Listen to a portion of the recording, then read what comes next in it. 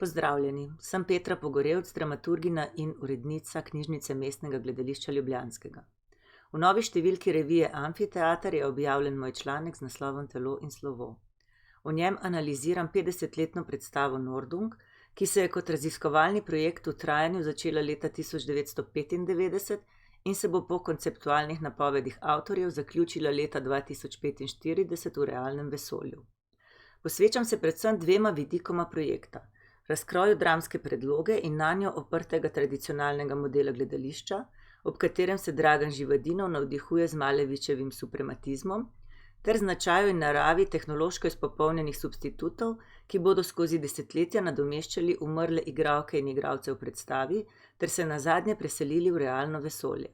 S tem Živadinov po eni strani nadaljuje hrepenenje po idealni umetni formi, kakršnega so pred njim čutili Kleist, Kreg ali Prampolini, po drugi pa raziskuje in dokumentira staranje in razkrajanje, tako predstave kot njenih ustvarjalcev in ne nazadnje tudi občinstva.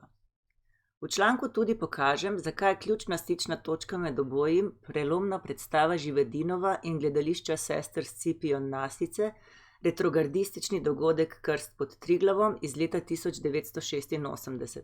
S fotografijo prizora prekrstitve v tej predstavi je bila namreč povezana dejanska življenjska tragedija, smrt igralke Dejane Demšar, ki je postala prvi sprožilec ideje, da je mogoče igralko ali igralca po smrti v predstavi nadomestiti z neživim objektom. Vabljeni k branju.